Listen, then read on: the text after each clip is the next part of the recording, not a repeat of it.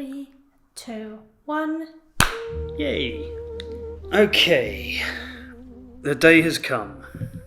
The day I've been dreading.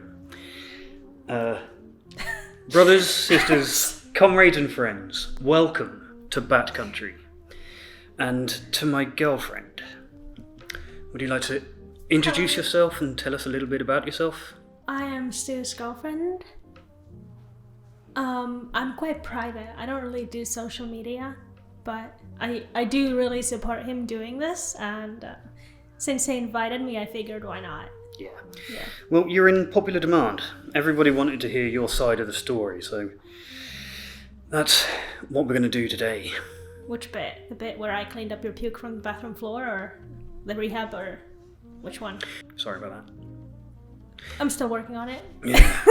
Well, this is part of the process, right? Yeah. So, I have generated some very intimate and personal questions, which I came up with all on my own. That is not true. Yeah. One of the things that my viewers want to know, there's a few things that they want to ask, or that they want your perspective on. And there's some details and also some kind of very broad sweep kind of advice stuff. So we'll try to hit as much as possible. Yeah. But I want to start just by providing some context about our kind of journey through this thing together. So the question I want to ask you is, at what point in our relationship did you know that I had a problem? It was in 2022 while I was at my parents' house and you were in Berlin. So I was away, I was abroad, right? And you started to kind of ghost me, and I just figured, yeah, that happens when you date guys. They kind of slow fade sometimes, and this is just one of those things. But you would still like text me sweet stuff. It would just be at 4 a.m. and you wouldn't want to have like a phone call or anything. So I just kind of took it as like, yeah, he's doing a slow fade and he just like doesn't like me. Like, I guess I'll move on to the next one. The next alcoholic. Yeah, the next one. Then when we finally had phone calls, you were like paranoid and weird.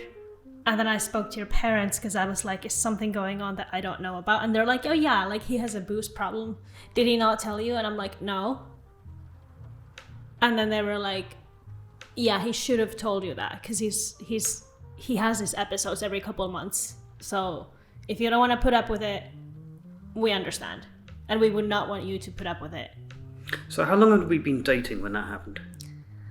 So we met in September in 2022. So I would say around like 3.5, 4 months. Okay, so... Yeah. But like we were not, like I would like occasionally stay at your place, but we only saw each other maybe like once a week or twice a week or something. So it was, you could kind of hide it. Like I always knew something was going on because you had snapped before that actually happened, like over Christmas, right? Or the phone calls and the weird shit.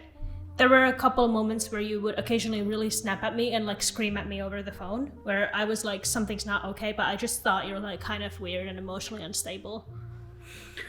Did you notice, because when we met, I had told you that I was sober, and because I had been for a very long period, but I'd relapsed before I met you. Right.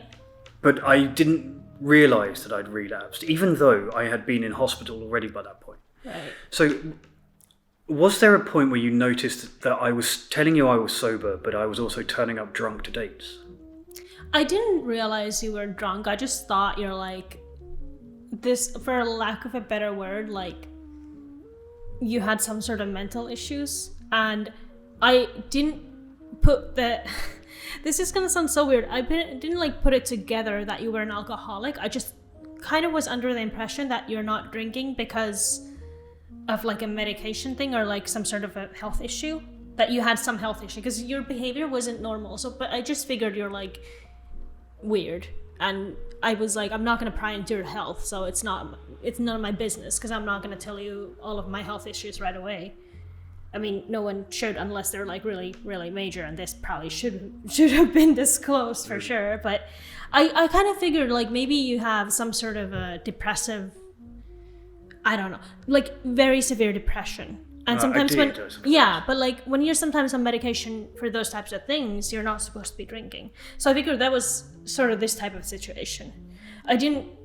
The kind of alcoholism that it really is, I did not figure it was like that. So you've mentioned to me, like off camera and stuff, that you have dated previously guys who were at least borderline problem drinkers. Yeah. How was my drinking different from theirs? In the past, there was something different about it, because in the past, the guys that I've gone out with who were like big drinkers, it wasn't quite like, not necessarily like alcoholism yet. It was kind of like maybe problematic drinking, but not like where they were dependent on it. What about the actual pattern of drinking? Well, I've never been with someone who's had like that, the type of drinking where you have like episodes of drinking for like 3 weeks, 4 weeks straight and not doing anything and not getting out of bed. Like the guy I dated before you. So I knew that he had also probably, I wouldn't say, maybe he was an alcoholic, I don't know. We went on a couple of dates, so it wasn't like, it didn't get to a point where it was like serious or anything, but he would kind of crack a beer open in the morning and stuff. And then it was like whenever we would hang out, he wanted to be drinking, and I was like, okay, that's weird. And occasionally he'd call me after work and he was drunk, but he would like be able to keep it together from 8 a.m. until like 5 p.m. and be okay, and then he just start drinking after. I've always had this, and I say it's toxic because it probably is, but I've always had this toxic attitude that you should give everyone a chance when you really shouldn't give everyone a chance.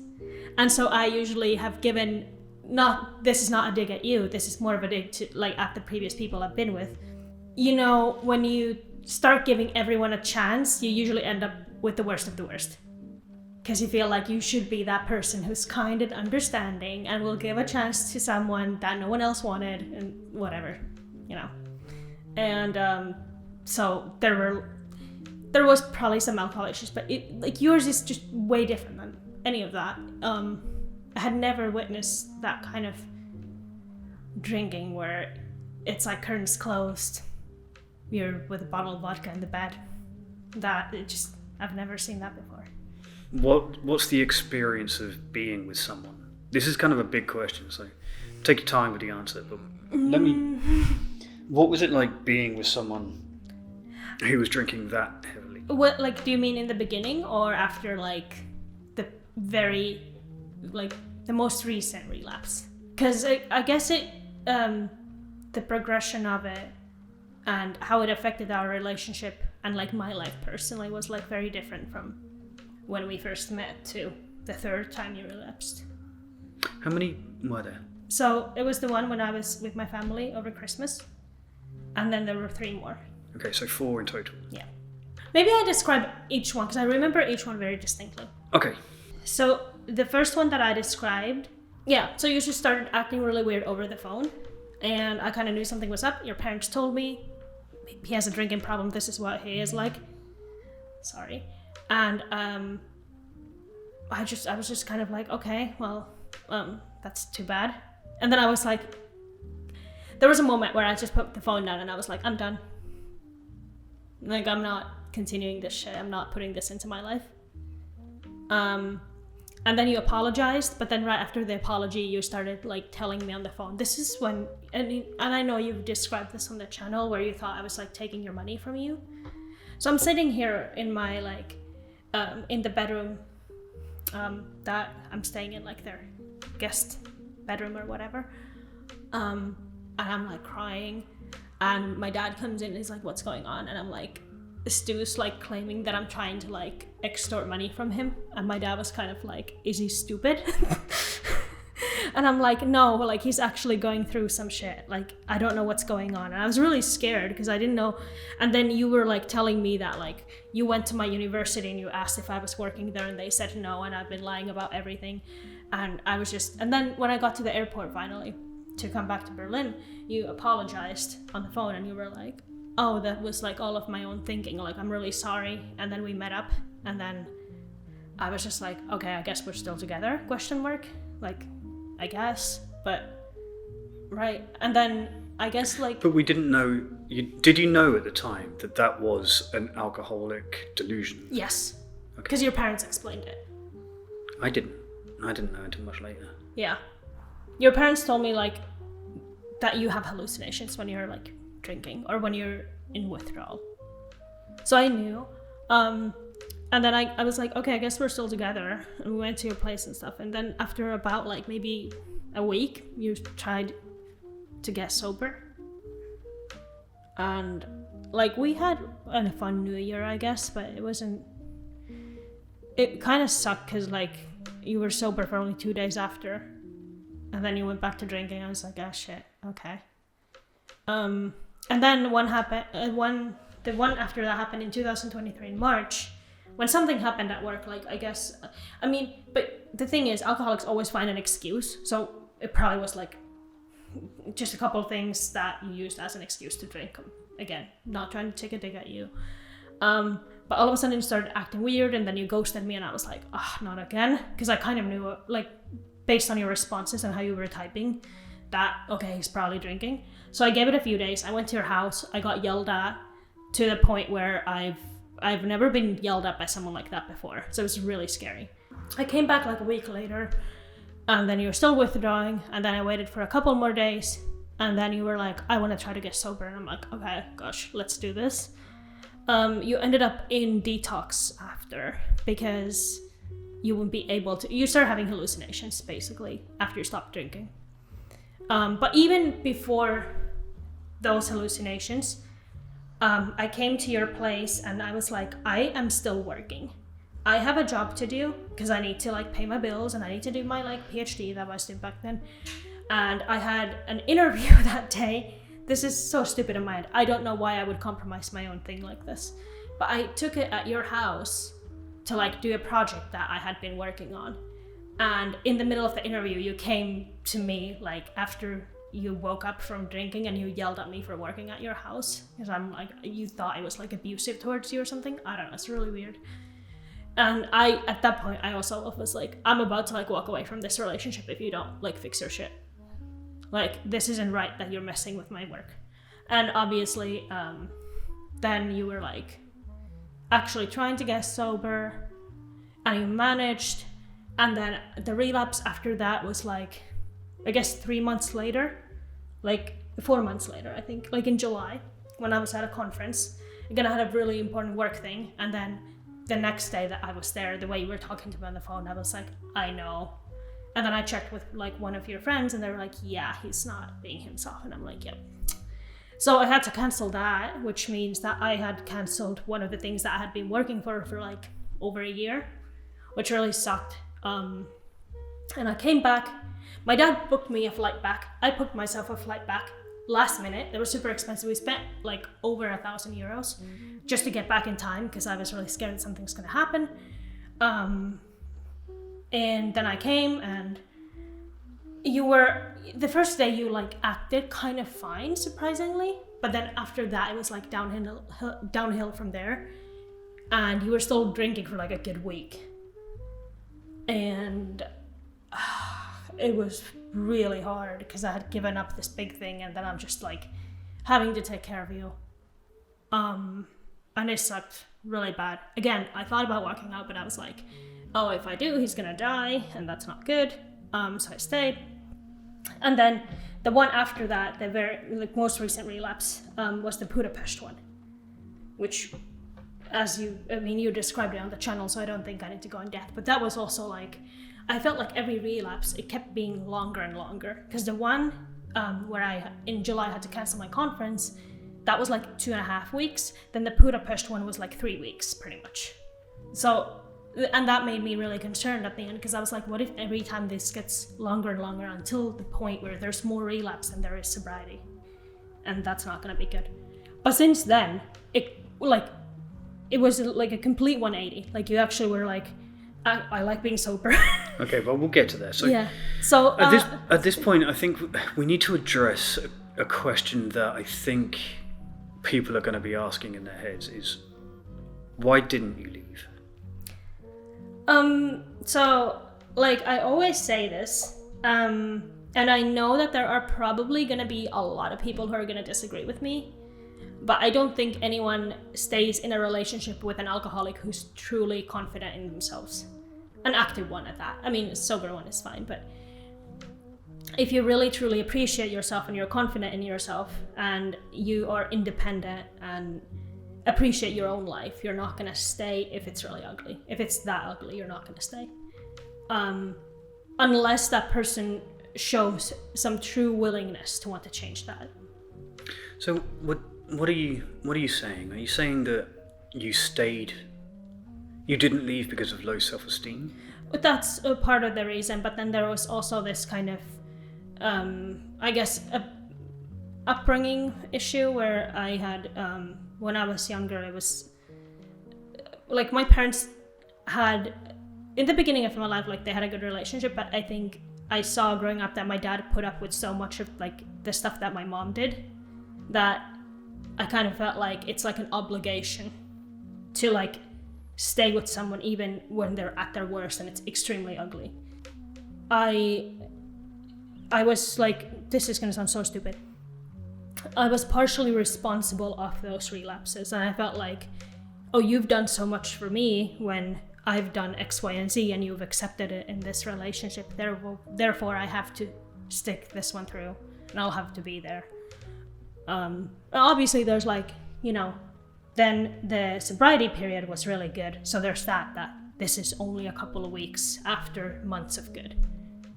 Or, what if after this one he'll really change? And then you did.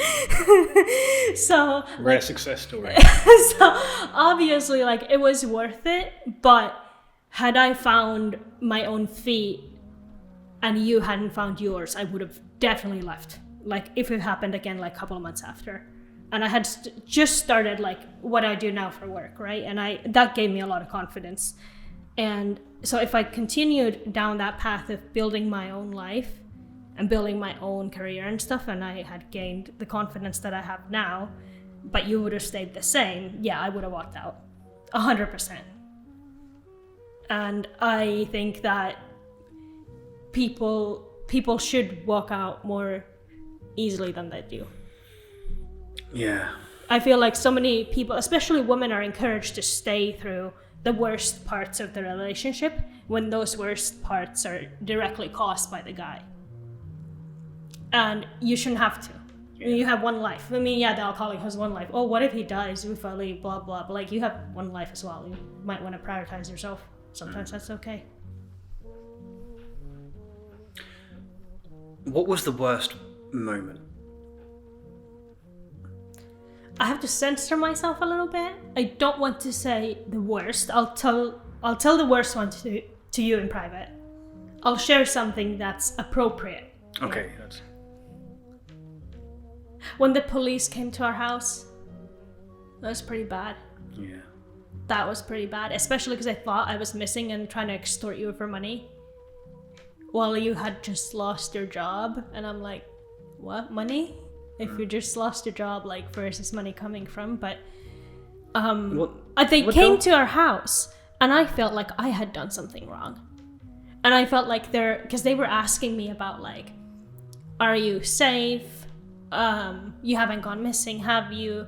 Are you trying to, like, get money from this guy? Like, what's going on? And I felt like I was treated like a suspect for some crime I didn't commit. So that was pretty bad. That's exactly what was going on. Yeah. You were a suspect in a crime that didn't even exist. Yeah. Just for context for the viewers, just to clarify, what happened was I was going through alcoholic psychosis, and I walked into a German police station, and I was convinced that I had it all figured out in my head, and I sat down with a German police officer, and he interviewed me, and he didn't even look at me once. He just kind of wrote down little notes. And I felt, even while I was speaking to him, that he didn't believe me. And my story, the narrative in my head was falling apart as I spoke to him. And I thought, when I'd left, that there was never going to be any follow-up for it. Yeah. And then 2 days later, 6 cops showed up at the house, Yep. suddenly very interested. Yep. And then there's another time when the cops came that, like, I didn't have my name in the apartment, and they forced me out, and I didn't have anywhere to stay. Yeah. that was pretty bad. Yeah. At that point, I already, like, well, that wasn't, like, the only thing that happened, because after that I was, like, texting all of my, like, friends, like, hey, I need a place to stay.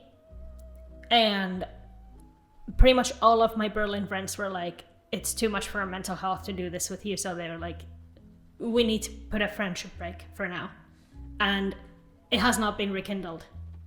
And it just, like, we just never talked after that. But I had, like, too much pride to call my family as well, because I was like, I'm fine, it's okay.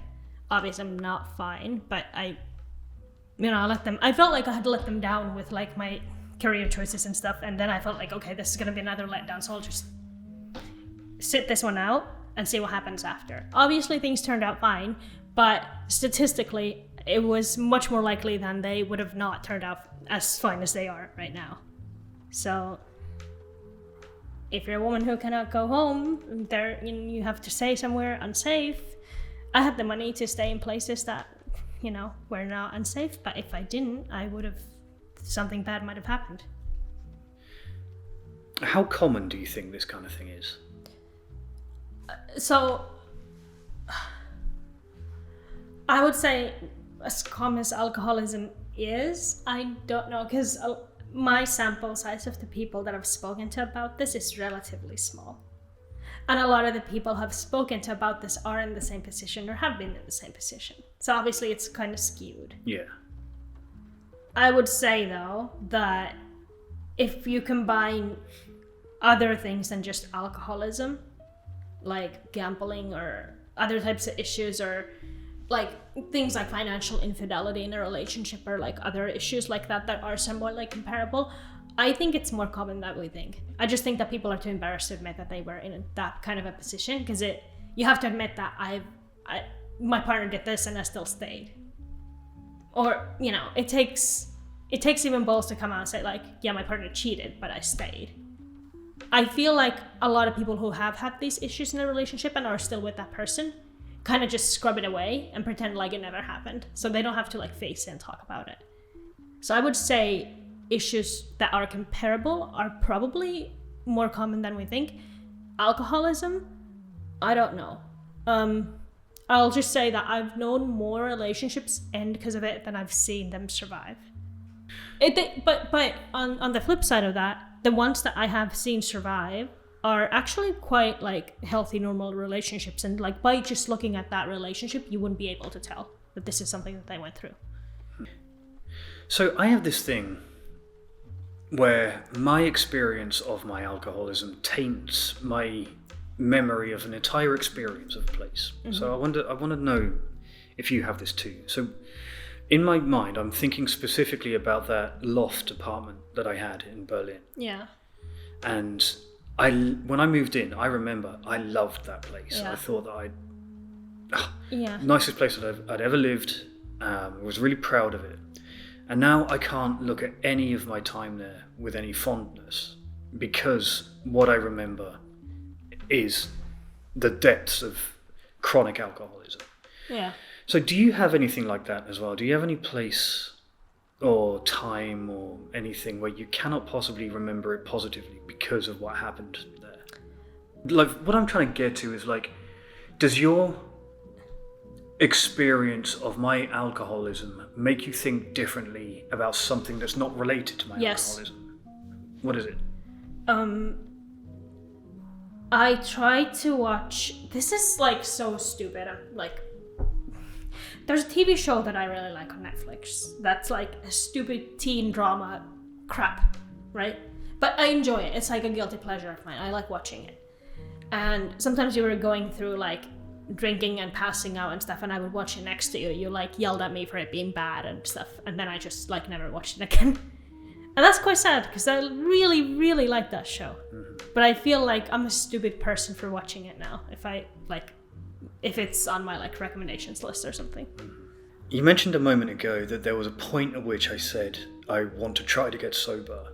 Yeah. What did you think? What do you remember about the moment that I decided to get sober? There were several times that you seemed to take that seriously at first, and then you didn't. But the most recent one that was successful. The most recent one. Okay. So at first I kind of went into it with a lot of skepticism, just because like I'm like, yeah, he said this before, but whatever. Like, we'll see what happens. So I didn't really think much about it, but then I saw like actual sort of behavioral differences. Like, you were less snappy, you were less angry, you didn't blame me for a lot of things that you usually did, even in sobriety, or like sobriety, I guess, because like dry drunk is a thing, right? There was like a clear behavioral difference where you were like just a nicer person, and I was like, okay, that's a bit of a green flag, so that's good. And then you didn't really do the AA thing, but you started doing the videos, right? And then you managed to be imprisoned in Hungary and stay sober through that. And I was like, okay, like maybe he is taking it quite serious if he's able to do that. And then when we got past the 6-month mark of your sobriety, I was like, okay, I have a lot more confidence in him now. Because 6 months is like 3 months, and then 6 months are like the tough spots, and those were usually when your relapses happened. So I started kind of feel a bit more relaxed after Okay. that one. I was like, okay. So skeptical, but in time. Yeah, because it's like not like someone's gonna trust you right away when you say that, right? A lot of guys assume that. Well, I say guys. A lot of people are like, "Well, I've got 2 weeks sober. Why don't you trust me?" You know, that's a common attitude. yeah. Yeah. Come 10 on. years of damaged trust. Yeah. And then you're sober for 2 weeks, and you're like, "Why don't you just don't trust me? Come on, I've changed." It's just not true. Yeah. So, you got sober before you met me, right? Yes. How did my alcoholism affect your sobriety? Not good. As I broke my sobriety as well, multiple times. And I felt like a loser. I felt disgusting. Because I'm not a drinker like you are. I'm very much not. I can see the unhealthy patterns. But I guess because of you, and there are other reasons too, I feel grossed out even smelling alcohol. Like if I walk past the pub or something, it's disgusting. But yeah, I did end up, but it wasn't like, I wouldn't consider it on my end when I did it, because you did it, that it was like I wanted that substance. It was just kind of like a self-sabotage, self-harm kind of thing, where I was like, well, I guess I failed at everything else, so I might as well just go down this path as well. But it obviously, like, it's stupid. Yeah. That's one of my most painful memories. Yeah. Is I made you drink. Yeah. Yeah. For me, like, the withdrawal for me was harder than the drinking. Yeah. So just talk in general terms a little bit about how you got me through that stuff. Yeah, so obviously every time you were like, I'm not going to go to detox. And on the back of my mind, I know, like, yeah, he's going to go to detox because there's no other way out of this, because he's going to die. So I guess one of the first things I tried to do, and this is like really dark, but like I accept that there's a risk that like you will have a seizure and die. So I'm like, okay, I need to prepare myself mentally that like my boyfriend's going to die, so that's great. And then it was just really asking you, like, if you need something, like, I'm willing to like give you like soda and water, and you know, we tried tapering as well, which I wasn't a big fan of. Occasionally you'd be like, oh, is there more booze in the house? Like, I need more because like I'm shaking, like everything hurts, my head hurts, I need more booze. And even if there was, I would like lie to you and say like, no, like there's not. And then I would accidentally find something. So you could have like a little bit. Yeah. Give us a little bit of detail about how you were doing that. So what, just talk about, like, yeah, for example, what research you did, and then what strategy you were actually doing in specific terms. I was just, because I didn't know, I'm not a medical professional, so obviously I'm like, if he needs ibuprofen, I'll get him ibuprofen. I know that he's not supposed to take all 20 of them, but I'll give him a couple. I tried to make you drink as much like of water and soda as you possibly could. You don't like non-alcoholic drinks while you're drinking. Like anything hydrating you don't like, which was like really disgusting. So I tried that. Yeah, so talk about how you got through that. Well, like, I tried to help you as much as I could without obviously being an experienced medical professional or anything. I was just there like, oh, if you wanna like, if you have hallucinations, you tell me right away. If you're feeling shaky or like you're gonna have a seizure or something, or you have like brain fog that's like abnormal, you tell me right away. We'll go to the hospital. And I would always just kind of say that like, we don't have to. You have to make the choice. I'm not gonna force you, but you need to tell me if there's something serious that needs like medical treatment ASAP. Because if you are gonna have a seizure, we're gonna have to go. Mm-hmm. And that's like a non-negotiable. Did you find any support for yourself? Any groups or? Al-Anon is good. I would say again, like AA, it's not for everyone, but I would say it's really good for the sense of community that you can get from that. I find that a lot of the meetings were quite depressing. There was a lot of sad. In Al-Anon? Yeah, there's a lot of sad. Because, I mean, can you imagine? It's like AA, except everyone's getting beaten up by an alcoholic. It's like that. Yeah, there's that old joke, isn't there, about AA and Al-Anon, where the people in AA are causing all of the people to be in Al-Anon. Yeah. Except AA meetings are all really, really super fun. Yeah. And uplifting, and Al-Anon meetings are all really depressing and sad. Yeah, exactly. Yeah. So Al-Anon, telling your like, I would say you can tell your friends and like close ones, but I don't think you should push all of that on them, like I did, because like they have boundaries too, and they're allowed that. What about online communities? Those are good too. Like I found some support on Reddit and stuff, but I wouldn't like fully trust it because I feel like some people are, especially in communities like that, are looking to take advantage of like people who are in vulnerable positions. So I wouldn't use that as my first option, if that makes sense. But friends, family, I don't know, if you are living apart, enjoy your solitude. If you are living together, I would suggest, if you can afford it, get yourself a hotel room for a couple of nights, so you get some peace and sleep. Because like, I know you didn't sleep during the relapses, but like I didn't either. I got maybe 2 hours at most per night, to the point where I started having open-eyed dreams as well, because I wasn't sleeping. So yeah, it's quite horrendous. So anything you can get for support is good. But yeah, don't use your friends as a therapist, because they're gonna, that's not their job either. I just had a memory of you bringing me sushi in the detox ward. Oh yeah. Yeah, I did, and we had sushi. That was quite cool. It wasn't cool. Nothing about that was cool, apart from that. Because that day, how long had I been there when you did that? Like 2 days, I think. Right, so still pretty fresh. I was still deep in like extreme anxiety because I was trying to get you not to come. Yeah. And it wasn't like that I didn't want you there. It was just my own anxiety was like, it was too much for me to handle for some reason. And you were like, okay, well, I'll bring you some stuff. And you turned up at the psych ward with a box of sushi for me. And that was that day that skinhead young punk woman was brought in and just pulled down her trousers and pissed outside my door. Oh, yeah, I saw her in the lobby, and she was brought in by the cops, and she was like fighting them. Yeah. So that was a rough day, but the sushi really helped. You weren't able to eat more than like 5 pieces though, because you were so like, just gross. Sorry.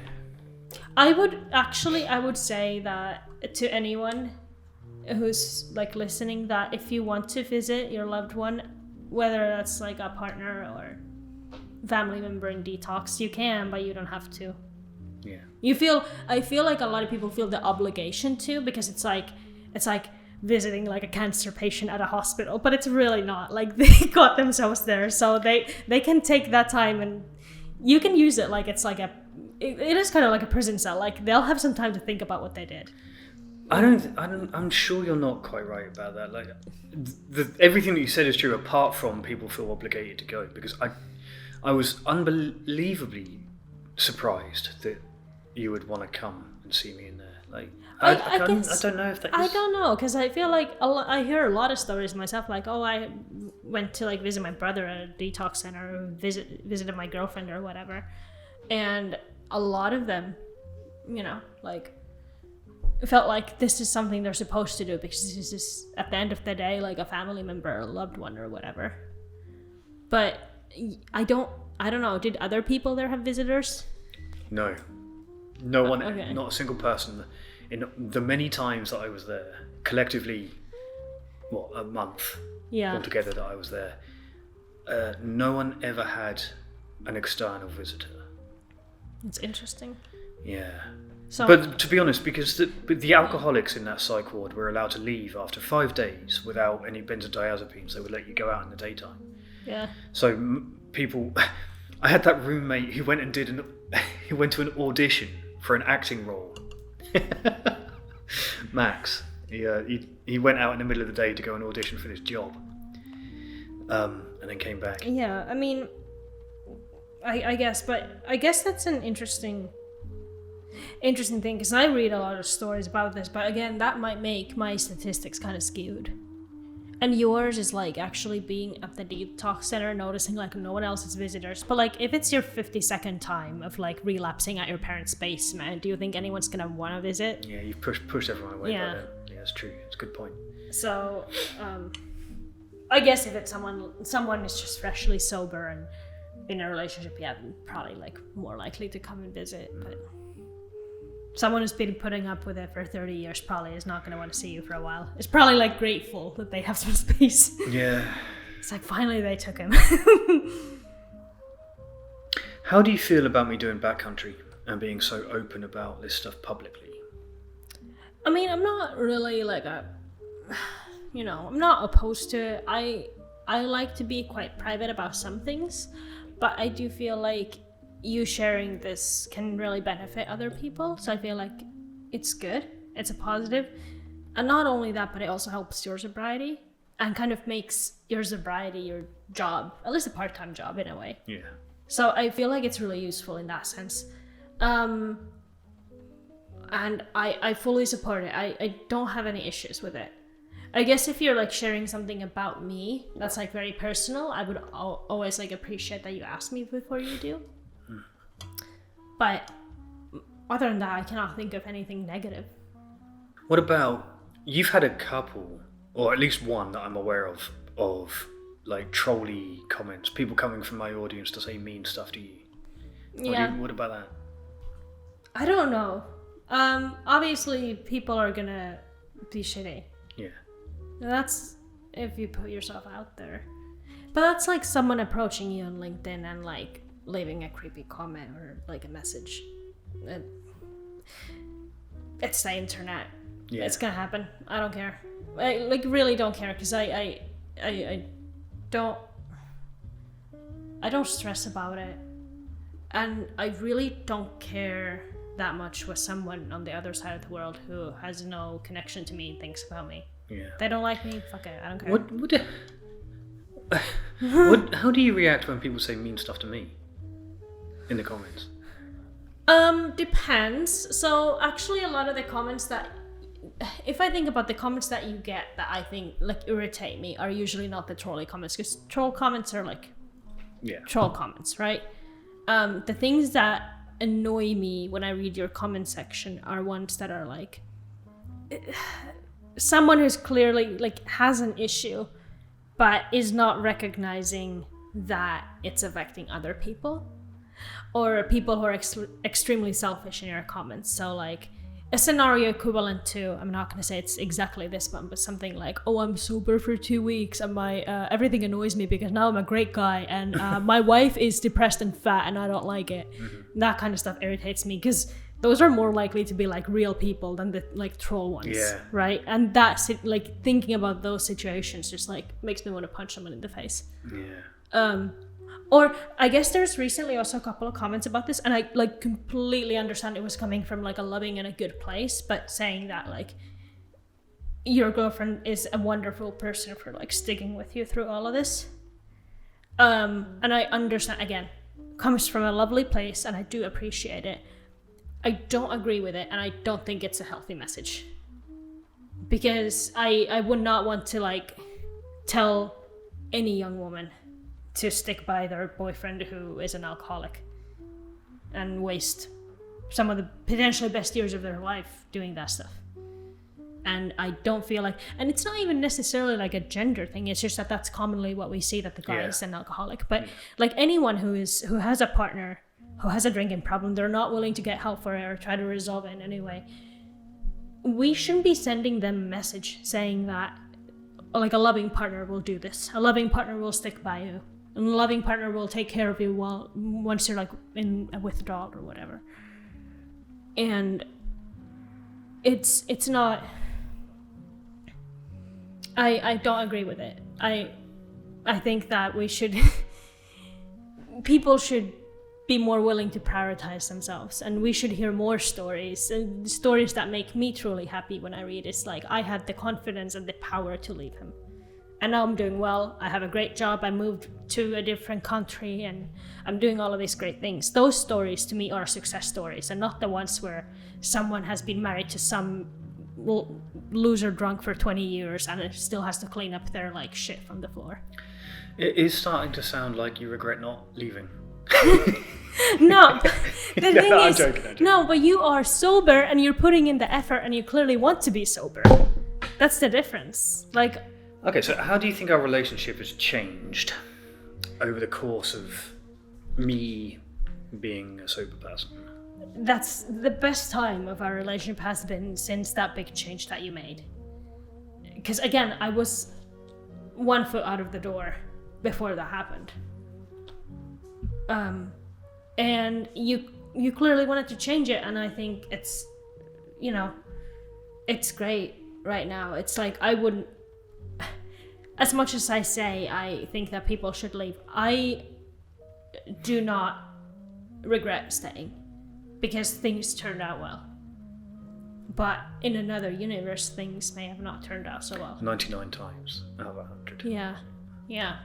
So, but I don't want to like say that and have it come out as, oh, you should do this too. Like, no, you shouldn't. Even if leaving means you're scared to leave because you're afraid that this alcoholic will kill themselves drinking.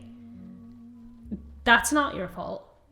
They would do that even if you weren't there in the first place. And if potentially staying with them means that they would be cured and otherwise they would die a horrific death, again, it's not your fault. Because you're not the one, making them drink. Yeah. Well, I would like to thank you for sharing your thoughts so honestly. It's not easy for me to hear almost anything that you just said. Pretty horrible. Yeah, I was like, there were a couple of times I'm like, oh my god, am I making you cry?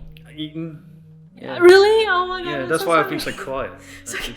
Don't cry. I'm not gonna lie. This has fucking sucked for me. I've been dreading it. Yeah, no.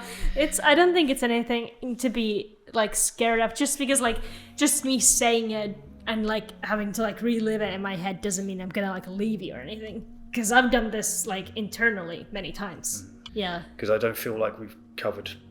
I think we're gonna have to do another part. Yeah. So about specifics. Yeah. So. And then advice as well, and an advice one I think might be useful. Or they just gave all the advice that I have. Leave. So, this has been an emotional one, and I think that is going to come to the end. And since this is your video, I would like you to lead us out. Thank you for watching, and as always, good luck out there.